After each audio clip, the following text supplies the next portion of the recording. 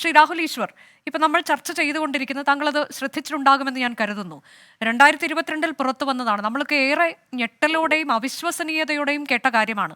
കോടതിയുടെ പരിഗണനയിൽ ഇരുന്ന ഒരു ദൃശ്യം, അത് കോടതി അത് അനധികൃതമായി തന്നെ കോടതിയുടെ പരിഗണനയിലിരിക്കെ 3 തവണ അത് തുറന്ന് പരിശോധിച്ചിട്ടുണ്ട് എന്നുള്ള വിവരമാണ് പുറത്തു വന്നത്. അത് ഒരു റിപ്പോർട്ടായി തന്നെ കോടതിയുടെ പക്കലേക്ക് എത്തുന്നു. അത് ഹൈക്കോടതിയിൽ കുറച്ചു കാലം, പിന്നീട് സുപ്രീം കോടതിയിലേക്ക് പോകുന്നു. ഇതിനൊക്കെ ശേഷം ഇതിലൊരു നടപടിയും എടുക്കാൻ ഈ നീതിന്യായ സംവിധാനങ്ങൾക്ക് കഴിയാത്ത പശ്ചാത്തലത്തിൽ ഇന്നിപ്പോൾ പുറത്തു വരുന്ന വാർത്ത എന്താണ്? രാഷ്ട്രപതിയെ സമീപിച്ചിരിക്കുകയാണ് ഈ അതിജീവിത. നീതി തേടി രാഷ്ട്രപതിയെ സമീപിച്ചിരിക്കുന്നു എന്നുള്ളതാണ്. ഇത് ഏറ്റവും ദൗർഭാഗ്യകരമായ ഒരു കാര്യമല്ലേ ശ്രീ രാഹുൽ ഈശ്വർ? ശ്രീമതി അനുജ, 2 കാര്യങ്ങൾ. ഒന്ന്, ഞാൻ ഉത്തരാഖണ്ഡിലാണ്, അതുകൊണ്ടാണ് ചെറിയൊരു ടെക്നിക്കൽ ഡിഫിക്കൽറ്റി, ക്ഷമിക്കണം. രണ്ടാമത്തെ കാര്യം, അതിജീവിതയുടെ സ്വകാര്യത ലംഘിക്കപ്പെടരുത്, അല്ലെങ്കിൽ സ്വകാര്യതയ്ക്ക് വേണ്ടിയുള്ള അതിജീവിതയുടെ മുമ്പോട്ടുള്ള പോക്കിന് പൂർണ്ണമായും എന്താ പറയണേ സപ്പോർട്ട് പ്രഖ്യാപിക്കുന്നു. അവരുടെ റൈറ്റ് ആണ് അങ്ങനെ എഴുതാനുള്ളത്. പക്ഷെ 2-3 കാര്യങ്ങൾ ചൂണ്ടിക്കാണിക്കാതെ പറ്റില്ല. ഒന്ന്, പ്രധാനപ്പെട്ട കേസുമായിട്ട് ഇതിന് എന്തെങ്കിലും ബന്ധമുണ്ടോ? 1% പോലും ബന്ധമില്ല. അതായത് അന്തിമവാദം തുടങ്ങാനിരിക്കുന്ന ശ്രീ ദിലീപ് 8ാം പ്രതിയായ പ്രമാദമായ കേസുമായിട്ട് ഇതിന് എന്തെങ്കിലും ബന്ധമുണ്ടോ? ഒരു ബന്ധവുമില്ല. 2, ആരെങ്കിലും വേറെ ഇത് കണ്ടിട്ടുണ്ടോ? ഇല്ല. കോടതി ഓഫീസേഴ്സായ 3 പേർ ഏതാനും സെക്കൻഡുകളും ഏതാനും മിനിറ്റുകൾക്കും മാത്രമാണ് ഇത് ആക്സസ് ചെയ്തത്. കണ്ടുമില്ല, ടാമ്പർ ചെയ്യുന്നില്ല. 3, ജുഡീഷ്യറി കറപ്റ്റ് ആണോ എന്നറിയില്ല. പക്ഷെ പലപ്പോഴും മീഡിയയും ബാക്കിയുള്ള ആൾക്കാരും സ്ഥാപിത താല്പര്യങ്ങളോടെ ബാക്കിയുള്ളവരെ കരിവാരിത്തേക്കാൻ ശ്രമിക്കുന്ന കാര്യത്തിൽ സംശയമില്ല.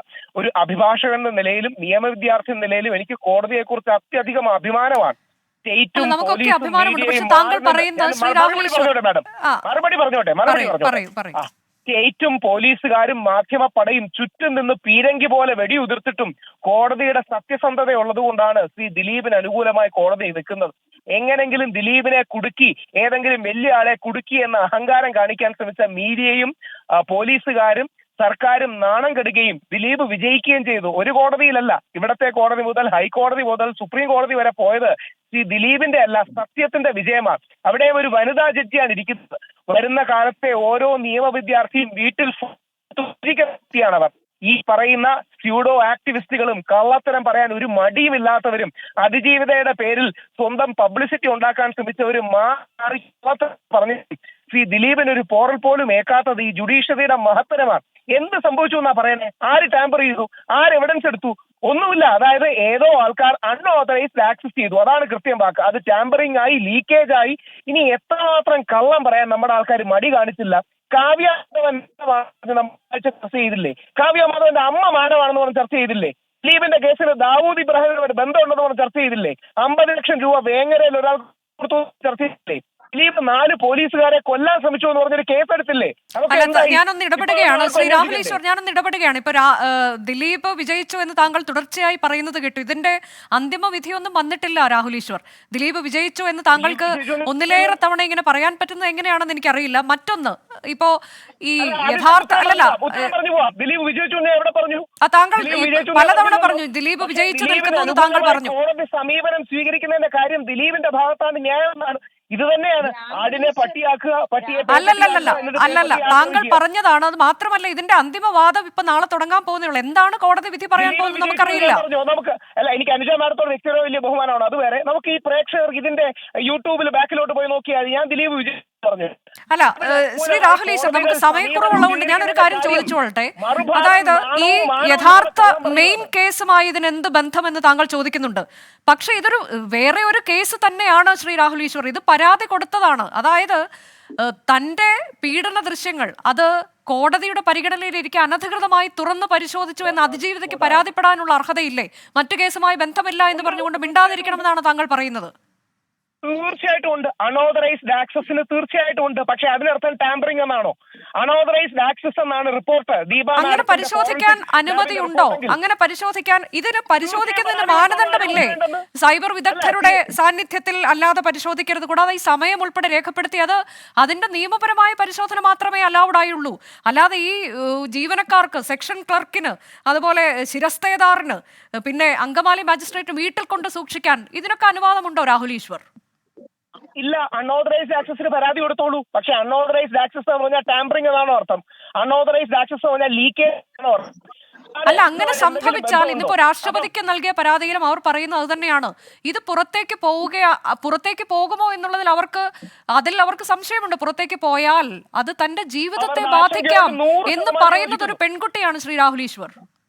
ആ ആശങ്കയോട് 101% യോജിക്കുന്നു. 100 അല്ല, ആ ആശങ്ക കോടതി കാണാതെ പോയത് എന്തുകൊണ്ട് എന്നാണ് ഞാൻ ചോദിച്ചത് രാഹുൽ ഈശ്വർ.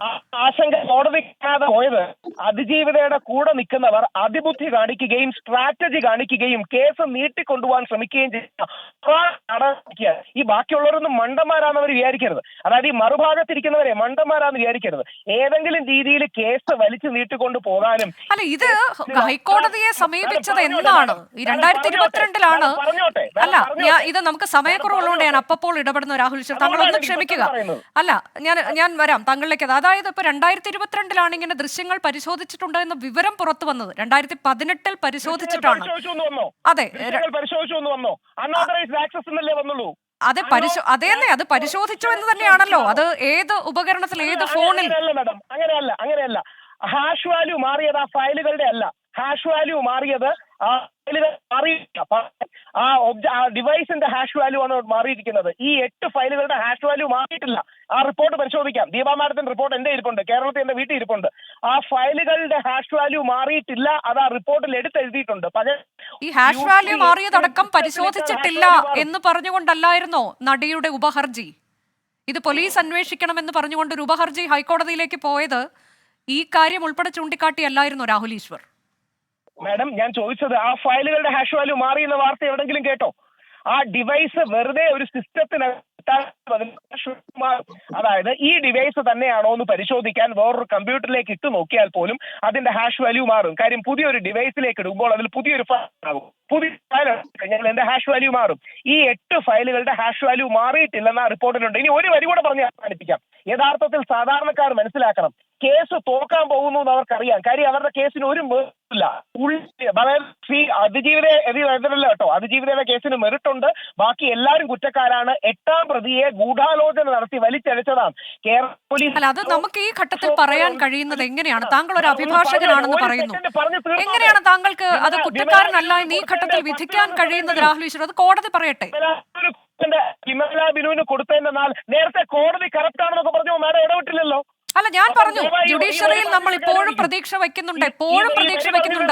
ഈ വിഷയത്തിലാണ് ഈ വിഷയത്തിലാണ് നമ്മൾ ചർച്ച നടത്തുന്നത്. ഞാൻ എടുത്തു പറഞ്ഞിരുന്നു. പറയൂ.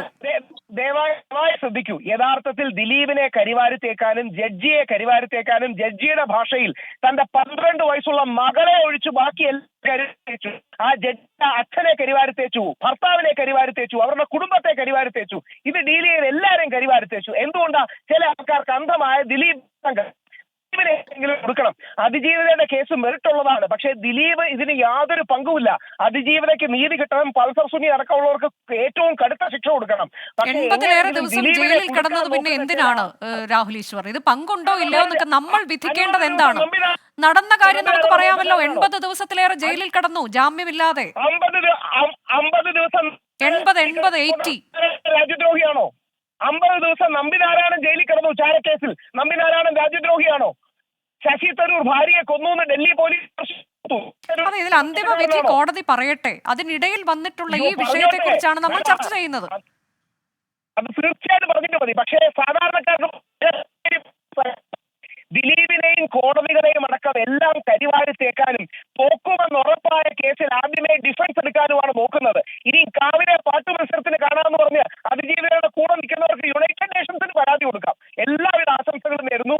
അതിജീവിതയോടൊപ്പമാണ്. പക്ഷേ ദിലീപിനെ കൊടുക്കാനുള്ള ഈ കള്ളക്കേസ് താഴെ വീഴണം. അല്ല, ഈ കാര്യത്തിൽ പോലും ദിലീപ് ഇടപെടുന്നത് നമ്മൾ കണ്ടതാണല്ലോ ശ്രീ രാഹുൽ ഈശ്വർ. അതായത് ഒരു ഉപഹർജി കൊടുക്കുമ്പോൾ അന്ന് കോടതി ദിലീപിനോട് ചോദിച്ചിട്ടുണ്ട്, ഈ കാര്യത്തിൽ ദിലീപ് എന്തിന് ഇടപെടണം, ഇത് ദിലീപുമായി ബന്ധമുള്ള വിഷയമല്ലല്ലോ എന്ന്. ഈ ഉപഹർജി എതിർക്കുകയാണ് ദിലീപ്. അതെന്തുകൊണ്ടാണ്? ദിലീപിന് എന്താണ് കാര്യം അതിൽ? ഇത് കോടതി ചോദിച്ചതാണ്, എന്തിന് ദിലീപ് ഇതിൽ ഇടപെടുന്നു എന്ന്. കേസ് വലിച്ചു നീട്ടിക്കൊണ്ടുപോകണു, എന്തെങ്കിലുമൊക്കെ പറഞ്ഞ് കേസ് വലിച്ചു നീട്ടിക്കൊണ്ടുപോകണു. കേസിനൊരു അവസാനം വേണ്ടേ? എന്തെങ്കിലും പോകുന്നു. ദിലീപിനെതിരെ എന്തെങ്കിലും ഒരു തെളിവ്, ഒരൊറ്റ തെളിവ് ഹാജരാക്കാൻ കഴിഞ്ഞിട്ടുണ്ടോ? കടുകുമണിയോളം പോലും കേസിലും ശ്രീ ദിലീപിനെതിരെ തെളിവില്ല. ഒരു ഒറ്റ തെളിവ് ഹാജരാക്കിയിട്ടുണ്ട്. അല്ല, നമ്മൾ ഈ വിഷയത്തേക്ക് സ്പെസിഫിക് ആയി വരൂ രാഹുൽ ഈശ്വർ. ഇപ്പോൾ ഈ മെമ്മറി കാർഡ് അനധികൃതമായി പരിശോധിച്ചു എന്നുള്ള വിഷയത്തിലേക്ക് വരൂ. അതിൽ ദിലീപിന് ഇടപെടേണ്ട ഒരാവശ്യവും ഇല്ലല്ലോ. അത് മറ്റൊരു വിഷയമാണ്. അത് അവരുടെ സെക്യൂരിറ്റിയെ ബാധിക്കുന്ന വിഷയമാണ്, അവരുടെ സ്വകാര്യതയെ, പ്രിവസിയെ ബാധിക്കുന്ന വിഷയമാണ്. ആ ദൃശ്യങ്ങൾ പുറത്തേക്ക് പോകുമോ എന്നൊരു ആശങ്ക അവർക്കുണ്ട്. അങ്ങനെയെങ്കിൽ അവരുടെ ജീവിതത്തെ ബാധിക്കും. അതുകൊണ്ടാണ് അടിയന്തരമായി തന്നെ അവർ കോടതിയെ സമീപിച്ചത്. എന്നിട്ട് എന്ത് സംഭവിച്ചു എന്നുള്ളതിലാണ് നമ്മളിപ്പോൾ ചർച്ച നടത്തുന്നത് രാഹുൽ. ശ്രീ ദിലീപിന്റെ ഇടപെടൽ കോടതി തള്ളിക്കളഞ്ഞല്ലോ. ശ്രീ ദിലീപിന്റെ ഇടപെടൽ കോടതി തള്ളിക്കളഞ്ഞു. അതെ, കോടതി തള്ളി. എന്തിനാണ് ദിലീപ് ഇടപെടാൻ പോയതെന്നാണ് അദ്ദേഹത്തിന് എന്തെങ്കിലും കാര്യമുള്ളതാണോ ഇത്? കാലതാമസം ഉണ്ടാക്കാൻ ശ്രമിക്കുന്നു. എന്തെങ്കിലും മുടന്ത ന്യായങ്ങൾ പറഞ്ഞ് കേസ് വലിച്ചു നീട്ടാൻ ശ്രമിക്കുന്നു. അതുകൊണ്ടാണ് ശ്രീ ദിലീപ്.